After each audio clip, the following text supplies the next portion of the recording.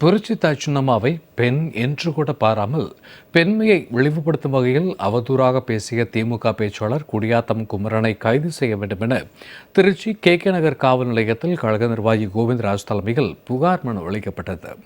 அப்போது கழக நிர்வாகிகள் மற்றும் வழக்கறிஞர்கள் உடன் இருந்தனர். காவல்துறையினர் நடவடிக்கை எடுக்காத பட்சத்தில் அஇஅதிமுக தொண்டர்கள் மற்றும் பெண்கள் சார்பில் தமிழகம் முழுவதும் மிகப்பெரிய போராட்டங்கள் நடத்தப்படும் என்றும், குடியாத்தம் குமரன் வெளியே நடமாட முடியாத வகையில் கழக தொண்டர்கள் செயல்படுவார்கள் என்றும் அவர்கள் எச்சரித்துள்ளனர்.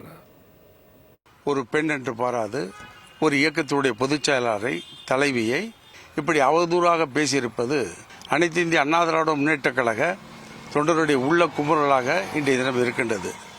2026 வருகின்ற பொதுத் தேர்தலிலே திராவிட முன்னேற்றக் கழகம் தோல்வியை சந்தித்துவிடும் என்ற அடிப்படையிலே தான் இப்படிப்பட்ட பொய்யான குற்றச்சாட்டை திரு குமரன் கூறியுள்ளார். கே நகர் திருச்சி மாநகர காவல்துறையிலே அவர் வழக்கு பதிவு செய்திருக்கின்றார்கள். இந்த வழக்கின் மீது சரியான நடவடிக்கையை அரசு நிச்சயம் எடுக்கும் என்று நாங்கள் நம்புகிறோம்.